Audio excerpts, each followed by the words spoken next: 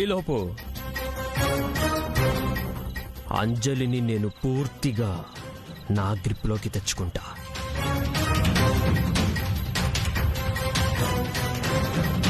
పర్మనెంట్గా నేనంటే పడి చచ్చేలా చేస్తా.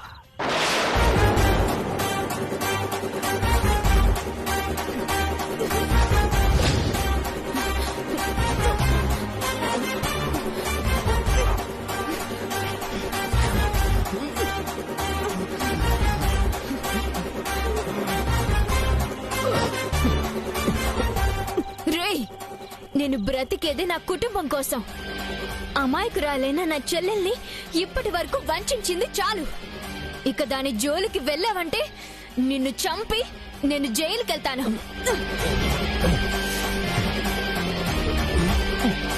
రే, సింధు కూడా నా చెల్లెల్లాంటిదే. ఆమెకిప్పటికే నీ వల్ల చాలా అన్యాయం జరిగింది. ఈ ప్రమాదం ఎందుకు జరిగిందో, హాస్పిటల్లో హత్య ప్రయత్నం ఎవరు చేశారో నాకు తెలీదనుకోకు. ఇక నుంచి నువ్వనుకున్నది ఏది జరగదు. నా కళ్ళు అనుక్షణం నిన్ను కనిపెడుతూనే ఉంటాయి. మళ్ళీ సింధు జోలికొచ్చావో ఈ ఊరి నీ ప్రాణం పోయేదాకా ఇలాగే బిగించుంచుతాను. జాగ్రత్త.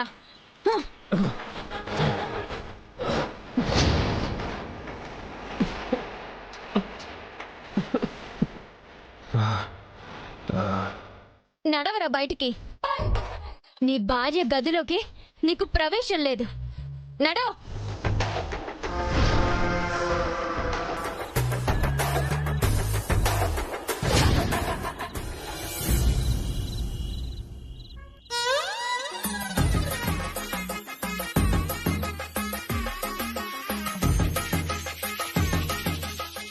ఏ బేకరీ, ఏం చూస్తున్నావు? మిమ్మల్నే హిట్లర్. ఏంటి? ఏదో ఉంది.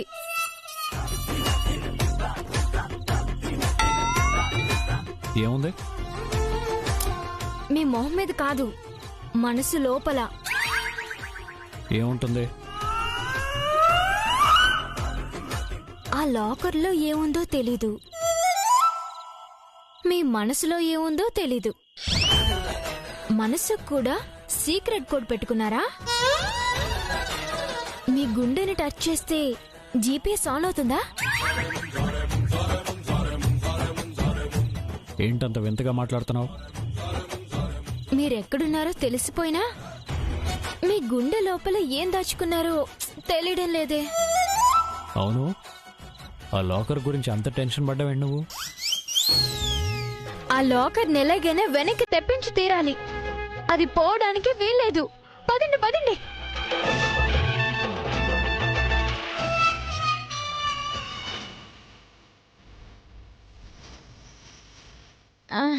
మీరు టెన్షన్ పడ్డం చూసి అదెంత ఇంపార్టెంటో, అయ్యో పోయిందే అని నేను టెన్షన్ పడ్డాను.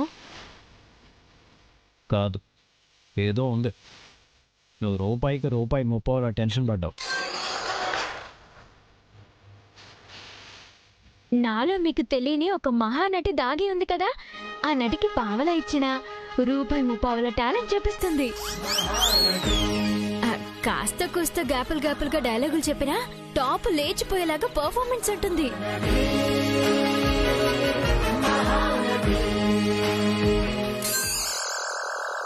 అది కాదు, నువ్వు టాపిక్ డైవర్ట్ చేస్తున్నావు. ఆ లాకర్ గురించి నీ స్పీకర్ అరిగిపోయేలా అరవడం ఏంటి? అసలు మీ లాకర్ గురించి మీరంతగా ఎందుకు టెన్షన్ పడ్డారో చెప్పండి ముందు. అందులో ఏముంది?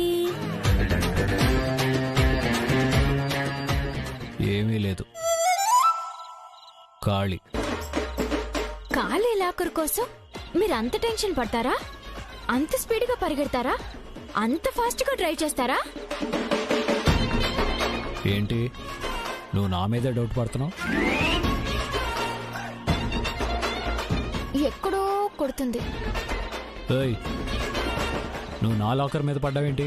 దాని మీద నీ కనపడిందేంటి? మరి దాన్ని మీరు గడియకో చోట దాచిపెడుతున్నారు కదా. సీక్రెట్ లాకర్ ని సీక్రెట్ ప్లేసుల్లో దాస్తున్నారు కదా, అంటే ఏదో కారణం ఉండాలి కదా.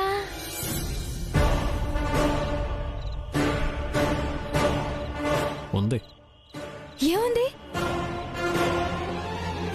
కారణం ఉంది. ఏం కారణం? నువ్వెంత గుడ్డిగా వాడిని నమ్ముతున్నావు అంజలి. అది ప్రూవ్ చేయమంటున్నాను కదక్కా. చేస్తే నువ్వు చెప్పినట్టే వింటాను, లేదంటే మాత్రం బద్రి నేను పెళ్లి చేసుకోవడానికి నువ్వు ఒప్పుకోవాలి. కానీ అప్పటిదాకా నువ్వు నాతో ఏజే ఇంట్లోనే ఉండాలి. ముందు నువ్వు నాకు మాట ఇవ్వాలి.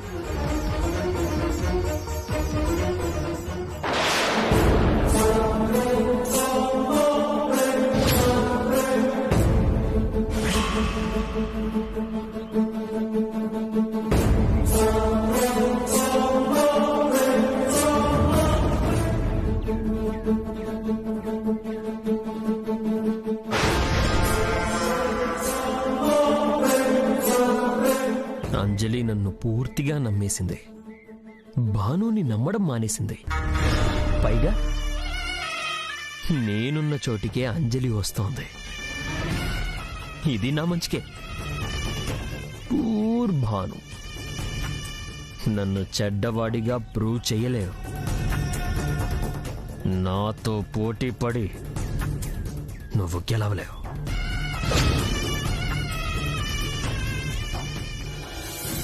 ఏంటి ఇంత జరిగిందా? జరిగింది కాబట్టి నీకు ఫోన్ చేసి చెప్తున్నాను. భాను అనుకున్నట్టే జరగని. అప్పుడే నేను ఏ తప్పు చేయలేదని అంజలి నమ్ముతుంది. మమ్మీ, సరే నేను చూసుకుంటాను. వాళ్ళు వచ్చినట్టున్నారు, ఉంటాను. మమ్మీ. అమ్మ భాను, నాన్నా, అంతా కులాసేనమ్మా? అంతా ఓకే నాన్నా.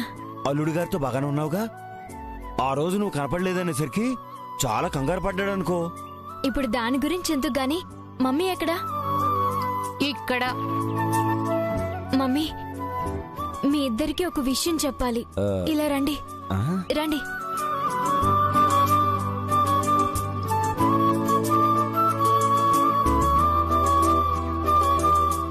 ఏంటమ్మా? నాన్నా, నేను చెల్లిని తీసుకెళ్ళిపోతాను.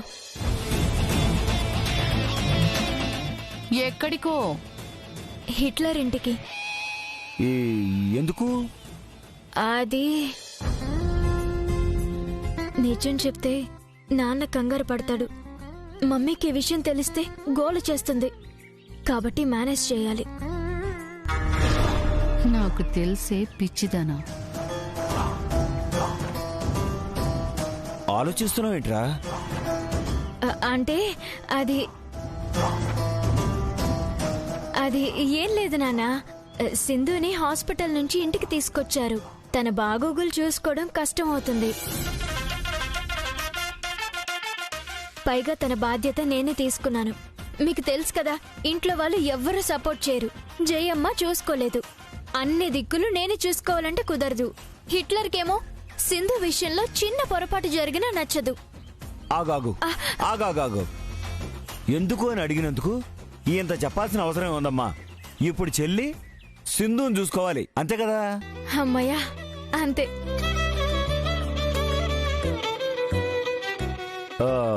మరి అంజలికి చెప్పావా? చెప్పాను, తనకు ఓకే. కానీ మీ అభిప్రాయం ముఖ్యం కదా. నేను ఒప్పుకోను. ఏ? నా కూతురు ఏమైనా నర్సా, పని మనిషా? నేను వెళ్తానమ్మా. అది నేను పని మనిషిని చేస్తుందే. అది కాదమ్మా, నువ్వు ఒకసారి ఇట్రా. ఇట్రా అక్క, ఒక్క నిమిషం. అంజలి, ఇదొకటి ఎడ్డం అంటే తెడ్డం అంటుంది.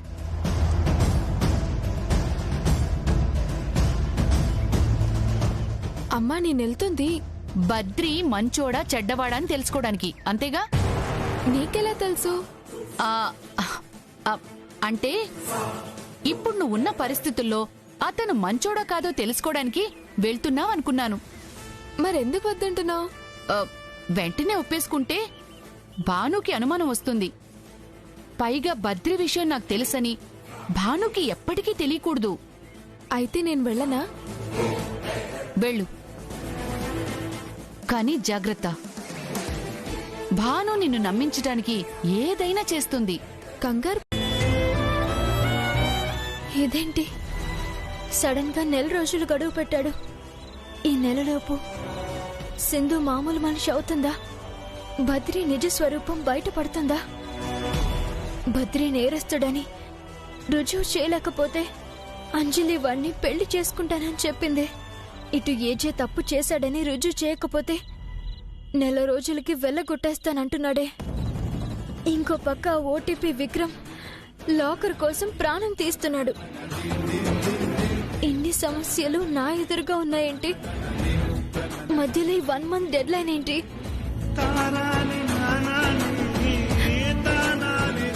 నెల రోజులు టైం ఇస్తున్నాను. ఆ గడువు దాటితే మరుసటి రోజే నేను ఇంటి బయట నిలబెడతాను. నాకు ఆ లాకర్ ఎలాగోలా హ్యాండ్ ఓవర్ చేయకపోతే నేనేం చేస్తాను చేసి చూపిస్తాను. బద్రిని పెళ్లి చేసుకోవడానికి నువ్వు అడ్డుపడకూడదు. నీకు 1 రోజులు టైం ఇస్తున్నాను. అంజలిని నేను నా గ్రిప్లోకి తెచ్చుకుంటా. నాకు ఆ లాకర్ ఎలా చేయాలో పెళ్లి చేసుకోవడానికి నువ్వు అడ్డుపడకూడదు.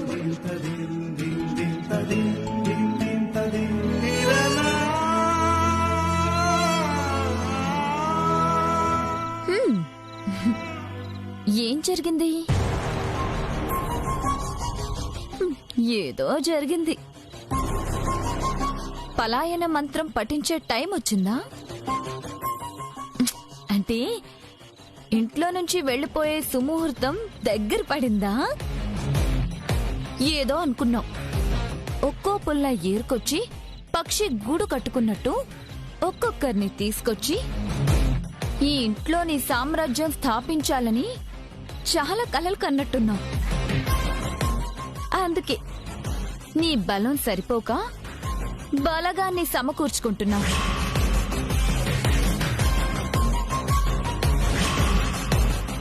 మీ చెల్లిని తీసుకురావడానికి సింధు కారణంగా దొరికింది. ఆ తర్వాత మీ అమ్మని మీ నాన్నని దింపడానికి ఇంకేదో అవకాశం సృష్టిస్తావు కదా.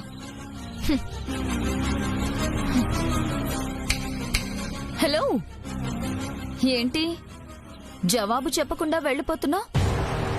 రివాజుగా ఏదో జవాబు అనేసి పోతావు కదా. ఈ ఇంటి మీద, ఈ కుటుంబం మీద నీకెంత ప్రేమ, నీకెంత బాధ్యత ఉన్నాయో తెలిసాక నాకు నవ్వొస్తుందిలే. నీకు నవ్వొచ్చేంత హాస్యం ఏం జరిగింది? అపహాస్యం అంటారే, అదే జరిగింది. నా చెట్టు నీడలోనే భూమి తలదాచుకుంది అని ఓ మర్రి చెట్టు చెప్పినట్టు ఇన్నాళ్ళు నీ వల్లే ఈ ఇల్లు నిలబడింది అని, నీ కుటుంబం కట్టుబాటులో ఉంది అని చెప్పుకునే నువ్వు ఏం చేశావు? నా మీద నీకుంది కోపం కాదు, పగ. మరి నీ కుటుంబం మీద నీకుందేంటి? కుటుంబాన్నే ముక్కలు చేయాలనుకున్నావే. ఇదేమన్నా న్యాయంగా ఉందా? నీ పగ నా మీద, నీ కుటుంబం మీద కాదు కదా. మరి నన్నెందుకు పావుగా వాడుకుని డివైడ్ అండ్ రూల్ అన్న సిద్ధాంతాన్ని పాటించి ఇంటిని విభజించాలనుకున్నావు? ఇదే నా దక్షత? ఇదే నా బాధ్యత? నాకు నిజంగానే ఏమీ తెలీదు అంటే ఇలాంటివి ఏమీ తెలీదు. నాకు నిజంగానే ఏమీ చేత కాదు అంటే ఇలాంటి అనాగరికపు పనులు అస్సలు చేత కాదు. నా మీద పగతో ఇంత మంచి కుటుంబాన్ని విడగొట్టాలని చూసావు చూడు, అక్కడ నువ్వు నా దృష్టిలో చీప్గా కనిపించావు.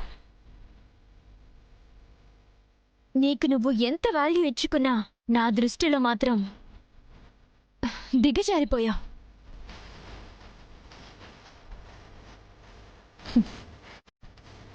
వద్దు. బాణ మీద పగతో నువ్వు కూర్చున్న చెట్టు కొమ్మని నువ్వే నరుక్కోవద్దు. బాను అలాగే ఉంటుంది, చెట్టు అలాగే ఉంటుంది. కొమ్మ విరిగి పడుతుంది, అది నిన్నే కింద పడేస్తుంది. ఆ కొమ్మ మీద గూడు చెదిరిపోతే పక్షులు ఎగిరిపోతాయి. నీకేం మిగులుతుంది? కింద పడ్డ నిన్ను లేపడానికి నీ భర్త కూడా చెయ్యి అందించాడు.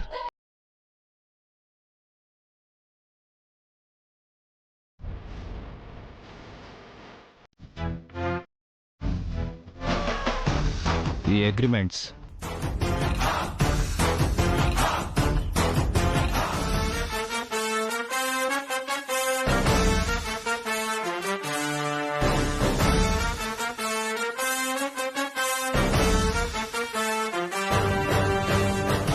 నీ కంపెనీకి సంబంధించిన 80% షేర్స్ నేనే కొనేశాను. బోర్డ్ ఆఫ్ డైరెక్టర్స్ అందరూ రాత్రికి రాత్రి అగ్రిమెంట్ మీద సంతకాలు చేశారు. సో నీకు మిగిలింది 20%. నెలకు ఒకసారి వచ్చి లెక్క చూసుకుని రెంట్ తీసుకెళ్ళినట్టు తీసుకెళ్ళా.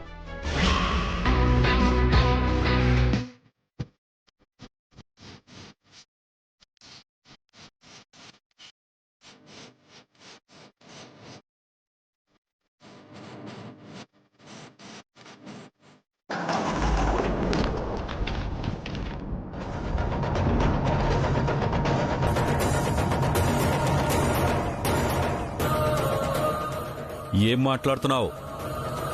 నా పర్మిషన్ లేకుండా, నన్ను సంప్రదించకుండా నా కంపెనీ నువ్వెలా కొనేస్తావు? ఈ కంపెనీ నీ చేతుల్లో ఉంటే ఇయర్కి ఎంత లాస్ చూపిస్తున్నావో డైరెక్టర్స్ అందరికీ తెలుసు. నేనేమీ ఆశ పెట్టలేదు. ఆడిటర్స్ని తీసుకొచ్చి లెక్కలన్నీ చూపించి ఎంతో ప్రాఫిట్లో నడుస్తుందో చూపించాను. మోసం! నీదా నాదా? ఎందుకు ఇదంతా చేశావు? ఒకసారి నేను నిన్ను క్షమించాను, అయినా నీ బుద్ధి మారలేదు. రెండోసారి క్షమించాను, అయినా నీలో మార్పు రాలేదు. అందుకే ఈసారి నిన్నే, నీ పొజిషన్నే మార్చేశాను. ఓవర్ నైట్ నిన్ను నడి రోడ్డు మీద నిలబెట్టాను.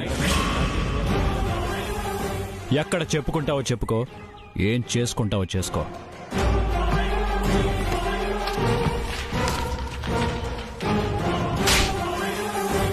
బ్లడీ, ఇప్పుడు ఇది నా ఆఫీస్. ఓవర్ యాక్షన్ చేస్తే మనుషుల్ని పెట్టి గెంటించేస్తాను.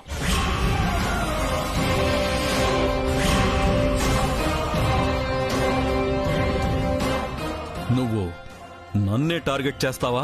ఏయ్, నువ్వురా నన్ను టార్గెట్ చేసింది. నేను కూల్గానే వదిలేశాను, కానీ నువ్వు వదలలేదు. ఎప్పుడో ఒకసారి ఫ్రెండ్ కదా అని పిలిచి పార్ట్నర్షిప్ ఇస్తే ఫ్రాడ్ చేశావు. అప్పుడే నిన్ను జైలుకి పంపించకుండా ఊరికే బయటికి పంపించేసి తప్పు చేశాను. అయినా నువ్వు నా మీద పగ పెంచుకున్నావు. నా ఇంట్లో సరదాగా జరుపుకునే పేకాట పార్టీకి వచ్చి అక్కడ ఫ్రాడ్ చేసి నన్ను, నా ఫ్యామిలీని నడి రోడ్డు మీద నిలబెట్టాలని చూశావు. అప్పుడు కూడా జైలుకి పంపించకుండా తప్పు చేశాను. ఆ తర్వాత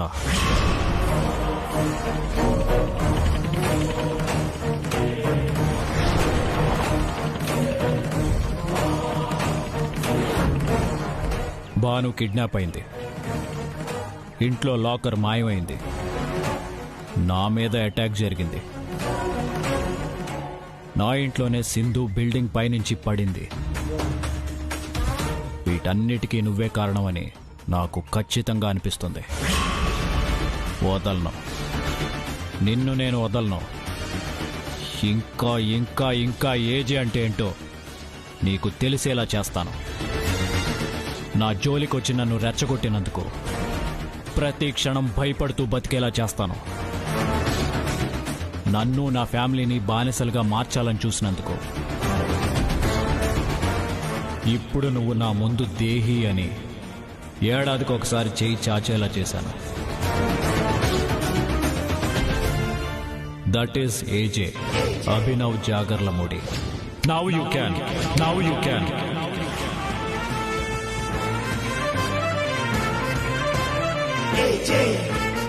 ఏయ్,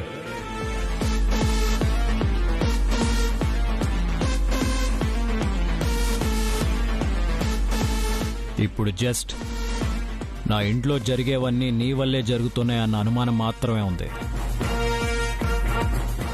అనుమానం వస్తేనే నీకు ఇలాంటి షాక్ ఇచ్చాను. అంటే ఇది జస్ట్ బిగినింగ్ మాత్రమే. ఇదే అనుమానం నిజమని తేలితే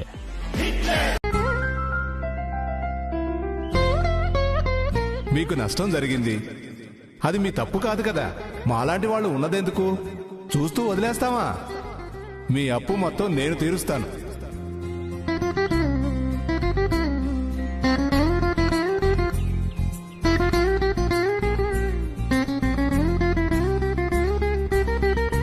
మేడం, ఇవేంటో చూడండి.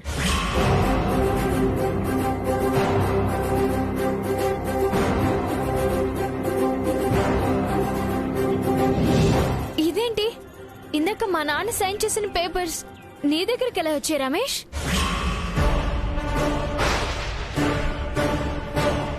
నువ్వా? నేనే. ఏంటిదంతా? ముందు కారు ఆపు.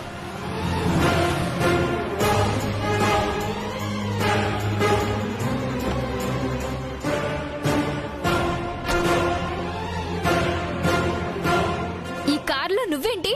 ఈ పేపర్స్ నీ దగ్గరేంటి?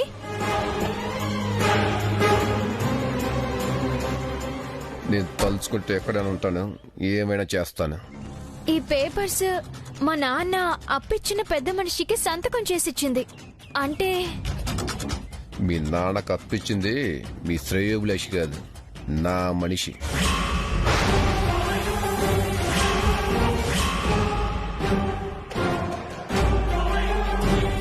ఇదంతా నా వల్లే జరిగింది.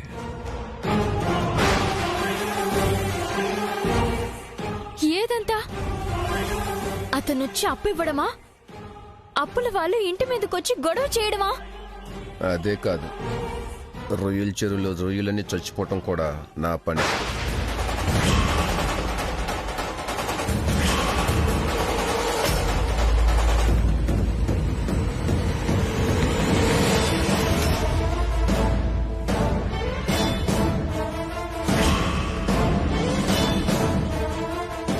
ఏంటి?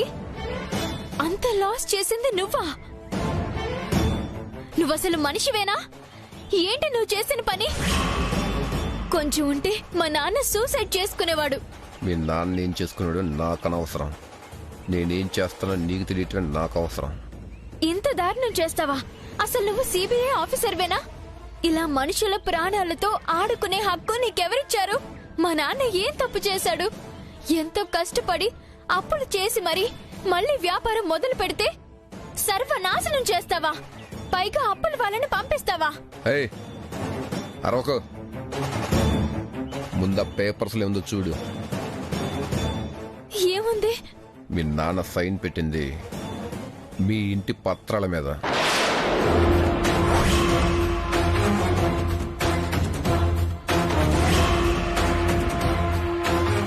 నాకు ఎప్పుడు తిక్కరేగితే అప్పుడు మీ ఇంటిని స్వాధీనం చేసుకుంటాను. మోసం, దగ, కుట్ర. ఎందుకు ఇలా చేసావు? మధ్యలో మా నాన్న ఏం చేశాడు?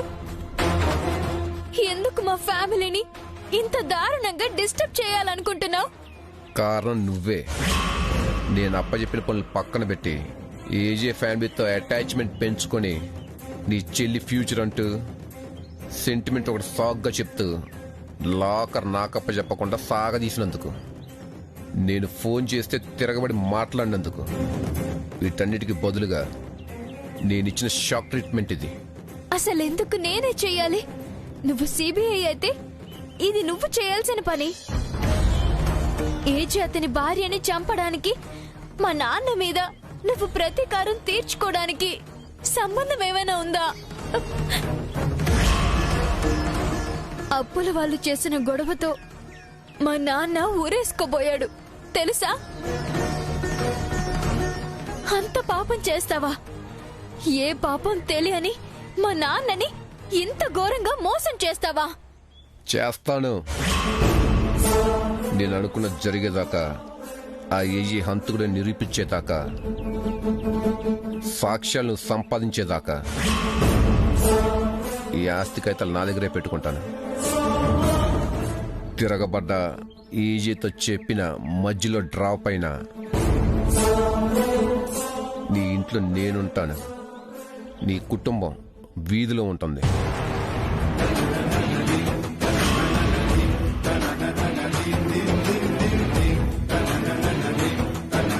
ఈ ఓటీపీ అంటే నీకు పూర్తిగా అర్థమైందని అనుకుంటా. షాక్ ఎంజాలు కారెక్ నేను ఇంటి దగ్గర డ్రాప్ చేసిపోతాను. హ్యాపీగా కొత్త సంవత్సరాన్ని సెలబ్రేట్ చేసుకుంటాం కదా.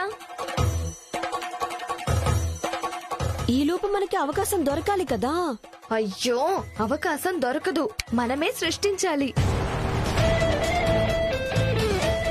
ఈ లోపు అవకాశం దొరికినా మన సృష్టించినా ఓకే, హ్యాపీ. కానీ మిస్ అయితే మనకు న్యూ ఇయర్ ఇంకో ఛాన్స్ ఇస్తుంది. కానీ అప్పుడేం చేద్దాం? ఆలోచించాలి.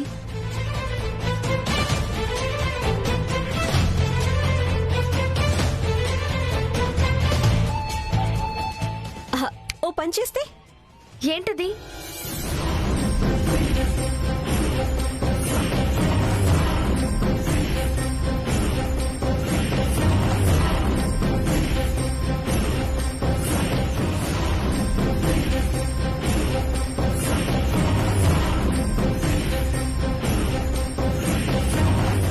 ఓకే కదా? ప్లాన్ చాలా బాగుంది, కానీ రివర్స్ అయితే మనమంతా బుక్ అయిపోతాం. ఏం కాదక్కా, నేను చూసుకుంటాను కదా. నా మీదకి రాకపోతే చాలు. సరే, నేనున్నాను కదా. ఓకే.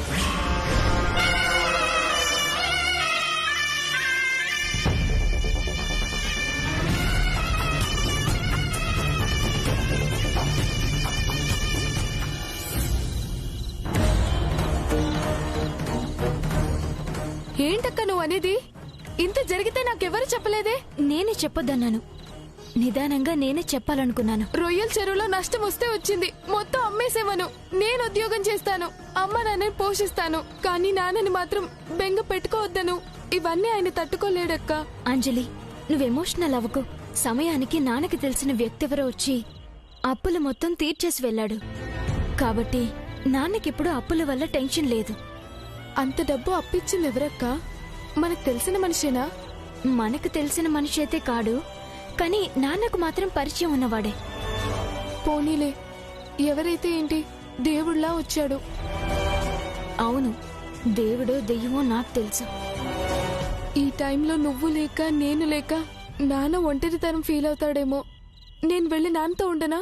వద్దొద్దు వద్దొద్దు, నాన్న ఇప్పుడు రిలీఫ్ గానే ఉన్నాడు. అయినా నాన్న గురించి నేను చూసుకుంటాను. నీ సమస్య కూడా నాకు చాలా ఇంపార్టెంట్ అంజలి. నాన్న సంగతి వదిలే, సరేనా?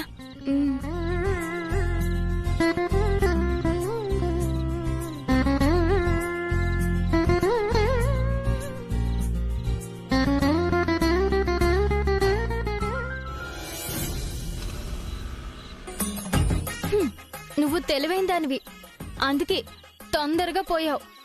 నేను నిజంగా బేకారని, అందుకే ఇక్కడికొచ్చి పడ్డాను. నువ్వు దొరికే ఛాన్సే లేదు, కానీ నేను ప్రతి విషయంలోనూ బుక్ అయిపోతున్నాను.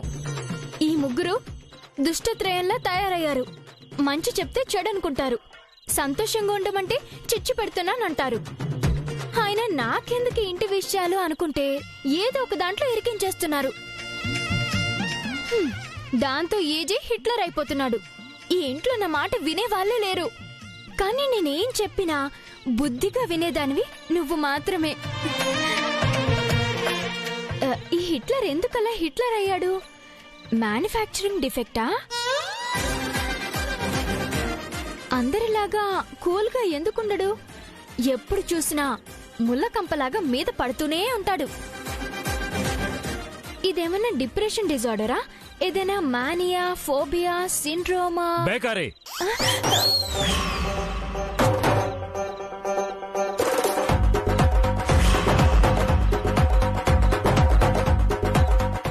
పాపం ఏజే చాలా మంచివాడు. ఈ సామ్రాజ్యాన్ని ఏకఛత్రాధిపత్యంగా పాలించుచుండెను. ఈ ఇంటి చుట్టుపక్కల చెట్లు నాటించెను, పిచ్చిగడ్డి నరికించెను, బోరుబావి త్రవ్వించెను, కొడుకులను యువరాజుల వలె పెంచెను, జయమ్మను రాజమాత వలె చూచెను, భానుమతిని మాత్రం ఎల్లప్పుడూ బేకారి అని పిలుచుచుండెను. కోపములో మాత్రమే అర్చుచుండెను. ఆ కోపము 24 గంటలు ఉండెను. సుప్రభాతముననే బజరు మోగించి అందరినీ మేల్కొల్పుచుండెను. Stop it.